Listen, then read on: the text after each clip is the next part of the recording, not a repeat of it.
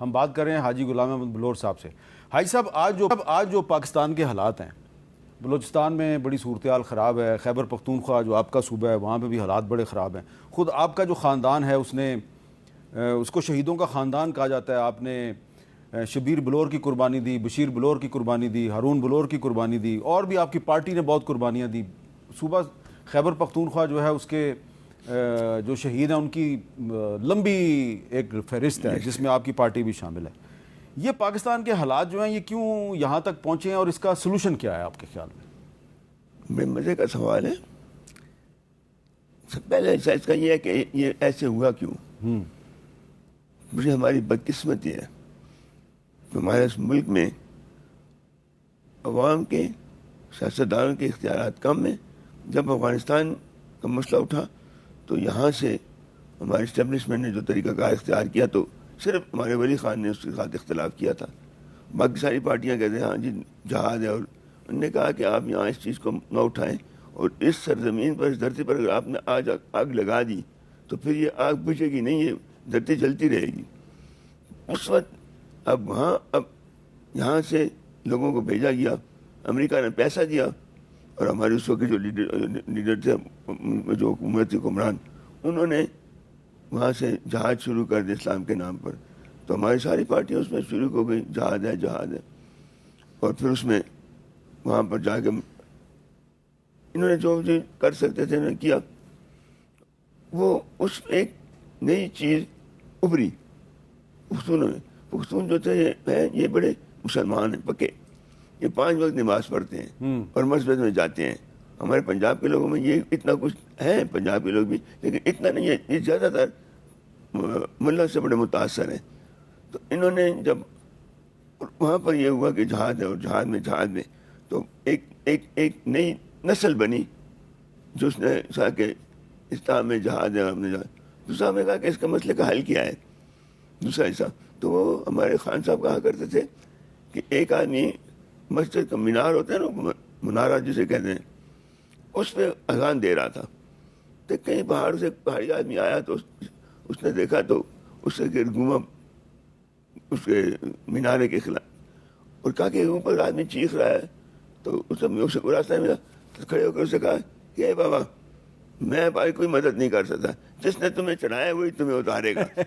تو جنہوں نے یہ سارا کیا ان کے ذمہ ہے، وہ کر سکتے ہیں کریں، نہیں کرتے ان کی، لیکن میرا ملک تباہ ہو رہا ہے آج، ہماری اکانومی تباہ ہو چکی ہے، اور اس کی مین وجہ یہ ہے کہ ہمارے ملک میں یہ 2 صوبے اس وقت وہ ایک آگ میں جل رہے ہیں، اور کسی کو پتہ بھی نہیں، ہمارے بہت لوگوں کو پتہ نہیں۔ بھائی اس کا مطلب یعنی آپ ٹرین سے شام کے بعد ہمارا کچھ بنو سے لے کے ادھر تک ڈیرہ اسماعیل خان اٹھا، اس علاقے میں شام سے بعد حکمرانی کسی اور کی ہوتی ہے، اور اسی طرح کوئٹہ سے لے کے ذوب تک حکمرانی اور لوگوں کی ہوتی ہے۔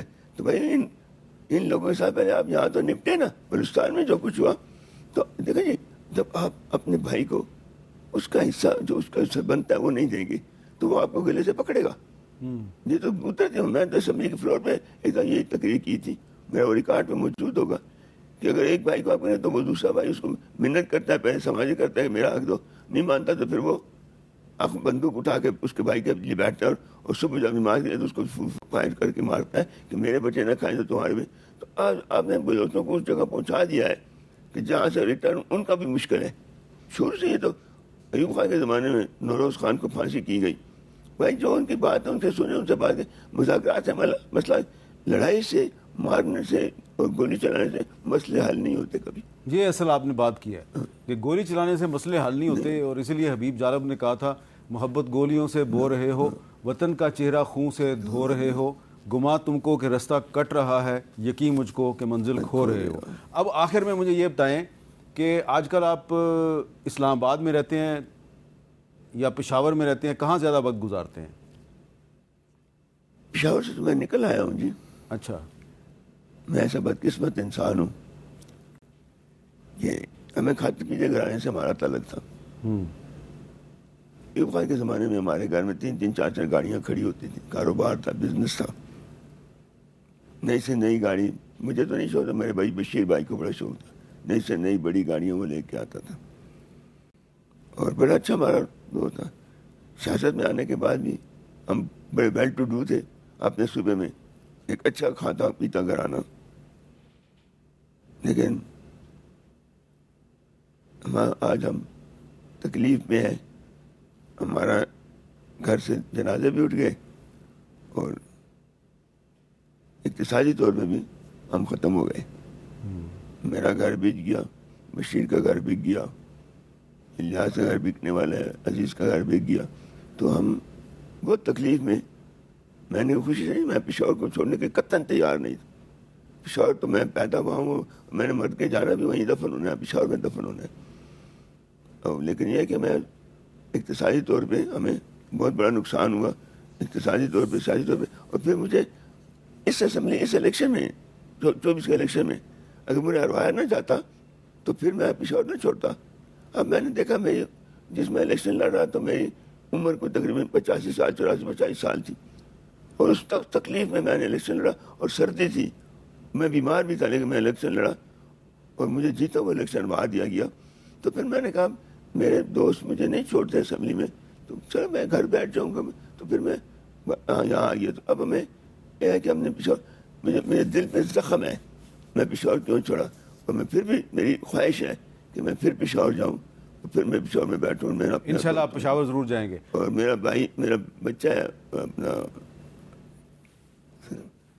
میرا نواسا ہے، پوتا ہے، شبیر کا بیٹا، شبیر کا بیٹا عظیم بلور. انشاءاللہ امید ہے کہ اس کو قومی اسمبلی میں کھڑا کریں گے پشاور میں. اگر ہمارے دوستوں نے ہمیں اجازت دی تو ہم لڑیں گے، اور انشاءاللہ اس کو وہاں سے ممبر بنائیں گے. اور پھر ہم دوبارہ، دل کی ایک خواہش ہے کہ ہم سب جا کے پشاور میں بیٹھیں. کچھ کہہ نہ سکے، کچھ کہہ بھی گئے. Thank you. حاجی غلام احمد بلور صاحب، بہت بہت شکریہ.